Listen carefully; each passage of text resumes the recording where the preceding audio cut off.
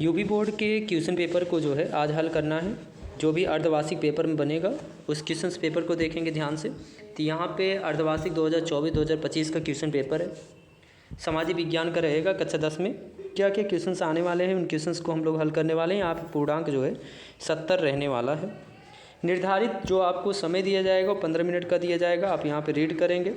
Option जो पहला रहता है खंड वह जो है वह विकल्पी रहता है। उसके बाद जो है सब्जेक्टिव आना शुरू हो जाता है, यानी कि 20 प्रश्न ऐसे रहेंगे आपको जो ऑब्जेक्टिव रहेंगे। आइए देखते हैं क्वेश्चंस कौन कौन से ऐसे हैं जो हमारे एग्ज़ाम के लिए अति महत्वपूर्ण होने वाले हैं।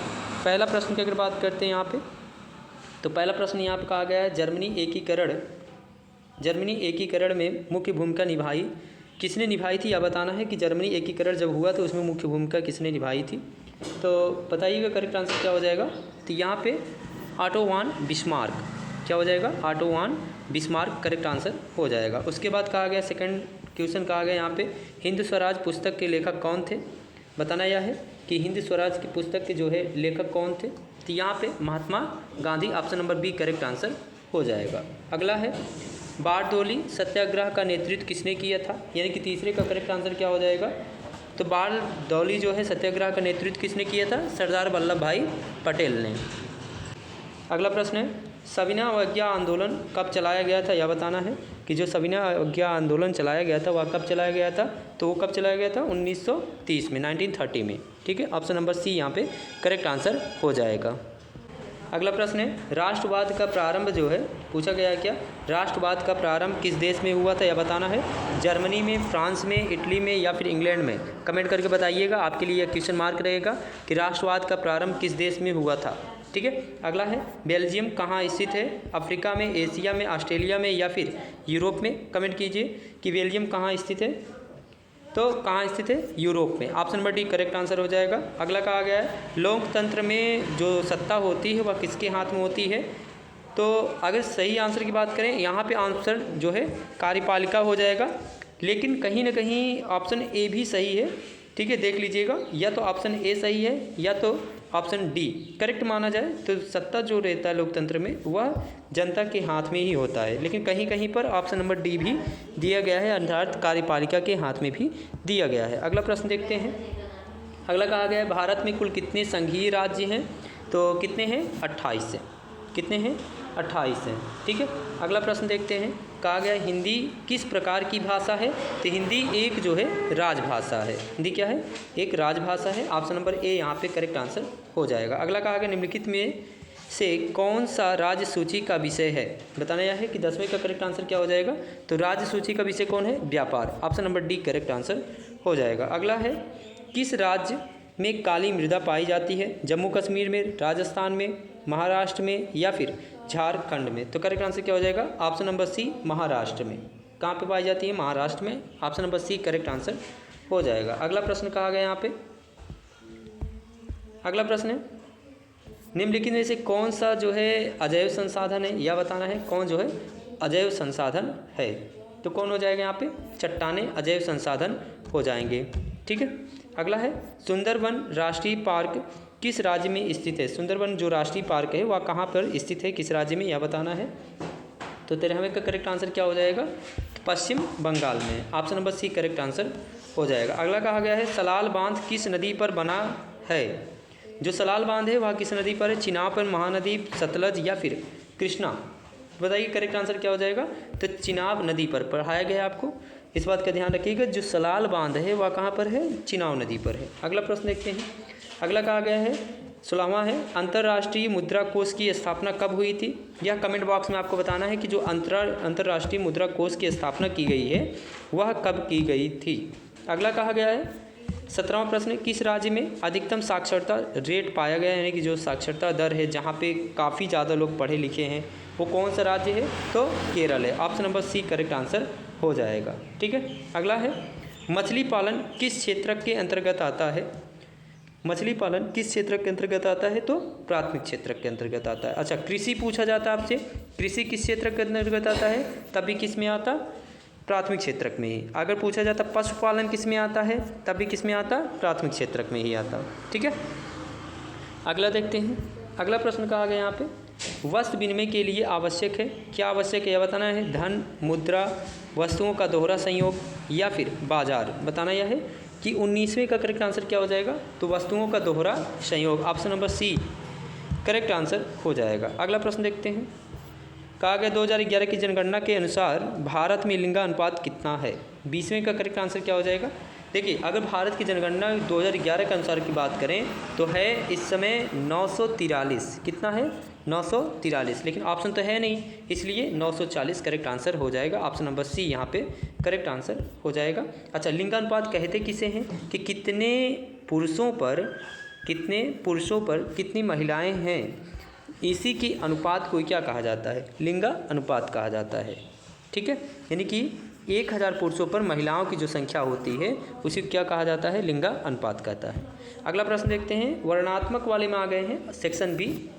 इसमें ध्यान दीजिएगा, 4 नंबर का पहला प्रश्न पूछा गया, जर्मनी एकीकरण कब और कैसे हुआ, या फिर चाहे आप इसको करिएगा या फिर भारत के राष्ट्रवाद के उदय के 4 कारण बताइए, किसी एक को करना होगा। ठीक है। अगला प्रश्न कहा गया, जाति पर आधारित निर्वाचन होने में क्या हानियां होती हैं। बहुत सारी हैं। जातिवादिता देखिए इसमें जो है बहुत तेज़ी से बटा हुआ है, हर एक चीज़ चल रहा है ना। तो जाति पर आधारित निर्वाचन होने से क्या हानियां हैं, तो बहुत सारी हानियां हैं। ठीक है, इसी प्रकार से पूछा गया किन्हीं 4 हानियों का जो है वर्णन कीजिए, या फिर चाहे आप इसको करिए या फिर इसको कहा गया क्या, भारत में महिलाओं के प्रति भेदभाव के तरीक़ों का वर्णन कीजिए। अच्छे तरीके से कर लीजिएगा। अगला प्रश्न कहा गया है, वनों के ह्रास के 4 कारणों पर प्रकाश डालिए, यानी कि वन की कटाई जो चल रही है उसके कारण क्या हैं या फिर उससे क्या दिक्कतें आ सकती हैं उसके बारे में आपको वर्णन करना है। यह भी जो है आपको 4 नंबर के देखने को मिल जाएंगे। अगला कहा गया है, क्या कहा गया है, भारतीय कृषि की 4 समस्याओं की जो है विवेचना करिए। भारत की जो कृषि चल रही है इसमें क्या समस्या हो रही है इसके बारे में बताना है, या फिर मनरेगा 2005 के उद्देश्यों की जो है व्याख्या कीजिए। लगभग आपको 60 से लेकर के 70 शब्दों में लिखना है। ठीक है, कम से कम 1 पेज मान चलिए। अगला देखेंगे, 150 शब्दों में आपको आंसर देने हैं। सभी क्वेश्चंस जो है 6-6 नंबर के रहेंगे, इतना ध्यान दीजिएगा। तो पहला प्रश्न है, भारतीय स्वतंत्रता आंदोलन में गांधी जी के योगदान का मूल्यांकन कीजिए, या फिर इटली के एकीकरण में मेजनी, काबूर और गैरीवाल्डी के योगदान का वर्णन कीजिए, किसी एक को करिएगा। उसके बाद कहा गया लोकतंत्र की प्रमुख विशेषताओं का वर्णन कीजिए या विवेचना कीजिए। 6 नंबर करेगा, चाहे इसको करिएगा या फिर दूसरा लोकतंत्र की राजनीतिक दलों के कार्यों का वर्णन कीजिए। ठीक है। अगला कहा गया यहाँ पे मृदा अपरदन। मृदा अपरदन मतलब होता है मिट्टी का बह जाना। सीधी बात समझिए, मिट्टी के बह जाने को क्या कहते हैं, मृदा अपरदन कहते हैं। अच्छा, मृदा अपरदन के कारण बताइए। मृदा अपरदन के क्या कारण हो सकते हैं, पानी का बहाव हो सकता है ना, और भी कारण हैं, बहुत सारे कारण हैं, आपको डिटेल में लिखना होगा। कम से कम 1 पेज से 1.5 पेज में आपको लिखना पड़ेगा ये बात। ठीक है, मतलब 150 शब्दों में।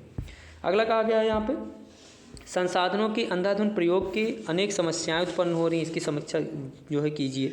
अंधाधुंध प्रयोग मतलब संसाधन कैसे, जैसे पेट्रोल हो गया, डीजल हो गया, है ना, बिजली हो गई, इन सब का क्या किया जा रहा है, अंधाधुंध प्रयोग हो रहा है। इससे जो है क्या समस्याएं उत्पन्न होंगी। अगर इस तरीके से प्रयोग करते रहेंगे तो क्या होगा कि एक समय ऐसा आएगा कि सभी जितने भी संसाधन रहे सब नष्ट हो जाएंगे। ठीक है, तो और भी समीक्षा करना है।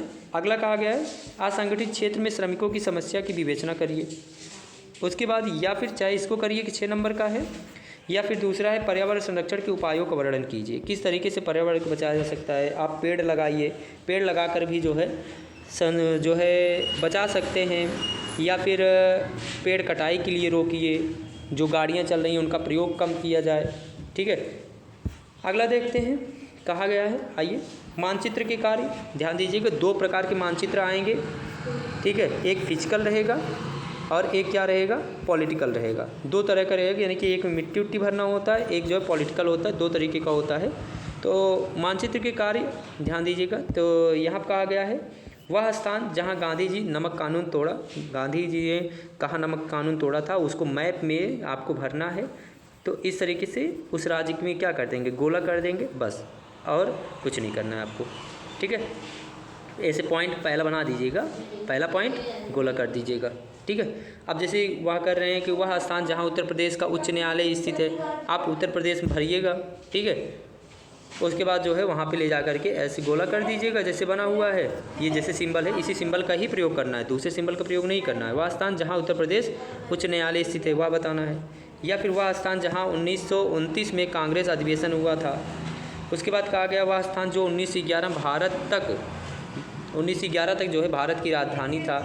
ठीक है, अगला कहा गया है प्रश्न कि जो है भारत की जो है बताना ये है कि वह नगर जो गुलाबी शहर के नाम से, बताइए कमेंट करके बताइए गुलाबी शहर किसे कहा जाता है, पिंक सिटी किसे कहा जाता है, बताओ जी, पिंक सिटी किसे कहा जाता है?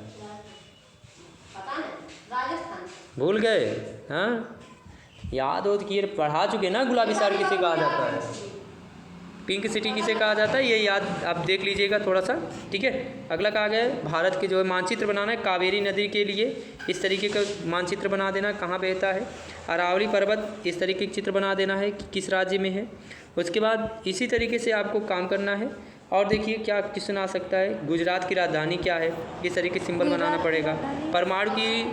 परमाणु ऊर्जा केंद्र के लिए आपको चित्र इस तरीके से बनाना है। तो इसी प्रकार से आपके क्वेश्चन लगभग इसी से मैच करते हुए मिलेंगे। ठीक है, तो थोड़ा सा ध्यान दे करके जाइएगा और बेस्ट ऑफ लक, आप बेस्ट करेंगे। क्वेश्चन पेपर पूरा सॉल्व करके ही जाइएगा। थैंक यू, मिलते हैं अगले वीडियो में, धन्यवाद।